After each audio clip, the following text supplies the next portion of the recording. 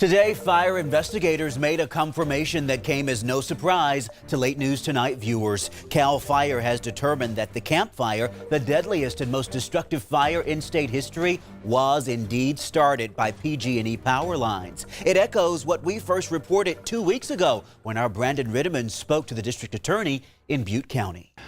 We're confident as to how the fire started. The why is what we're looking at right now. Look at this. Just hours ago, PG&E issued this very brief statement saying CAL FIRE announced today that it has determined PG&E electrical transmission lines near Polga were a cause of the Camp Fire. PG&E accepts this determination. Well, our Brandon Rittiman has been answering your questions all evening on Facebook. He'll tackle some of your top questions in just a moment. But keep in mind, this all comes as families who were displaced by the Camp Fire are now finally getting help from the feds. FEMA is now opening up several temporary housing sites. So this is it. After months of living out of a hotel and being separated from her children, Melissa Kreibel's family is looking forward to some much-needed stability. I'm out of a motel room. I get to cook dinner, go grocery shopping. Okay, we need to go really fast. Really fast. Do you see them? You see the fire, baby? That scary recording is from the day Melissa says her life was turned upside down. She lost her home and much of her hometown during the Camp Fire. Federal emergency management authorities opened this site in Oroville that will house 40 families displaced by the Camp Fire. Survivors will live in this temporary housing unit, but while this new site opening is being considered a success, FEMA says they are just getting started. We've got a long way to go yet, so while we've got this site up and running, we're looking ahead at the other sites that we've got to work on. So we're definitely excited about this one, but we still are driving full steam ahead. This is the now growing list of FEMA housing sites. We promised that we would not forget the many survivors who more than 6 months later are still trying to find a reliable place to rest each night. And again, with today's news confirming that PG&E is responsible for this destructive fire, we want to get to Brandon Rittiman now, who has been tracking many of your questions. Things like, will PG&E face criminal charges?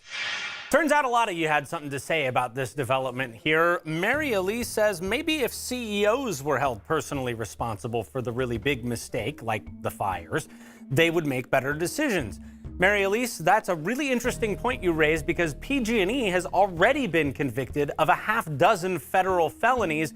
But guess what? No one can go to prison for those because no one is personally named in those charges. They charged the company with crimes and convicted them, but not any individual people in it. It's way too early to say whether there's going to be criminal charges out of the Camp Fire. I talked to the DA a couple of weeks ago up in Butte County, and he said they're looking into whether any charges might be applicable, maybe as serious as manslaughter, and they are looking to see if there's anybody specifically they can pin charges on if they do find evidence of a crime.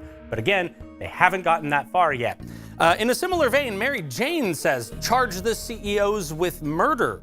All right, so we just talked about the possibility of manslaughter charges. Murder actually was a theory that the state AG's office said would be possible for this fire if a crime occurred. They were asked that question by the federal judge overseeing PG&E's probation in its case out of federal court in San Francisco. However, to get to murder, you've got to prove that somebody at PG&E knew people were probably going to die and they said, go ahead and do this thing wrong anyway.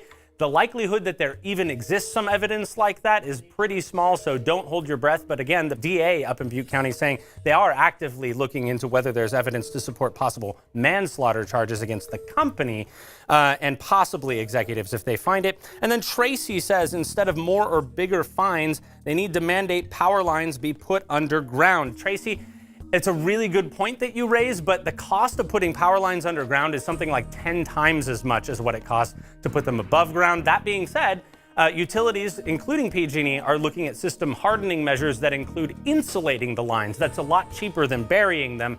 A lot of the power lines you see out in the world are just bare metal sitting up there on those poles, and they're more vulnerable when a tree blows into them, for instance, in high wind. That, by the way, is not what is believed to have happened in the Camp Fire. That was on a transmission line, those big, tall steel towers that you see out there. They're taller than the trees.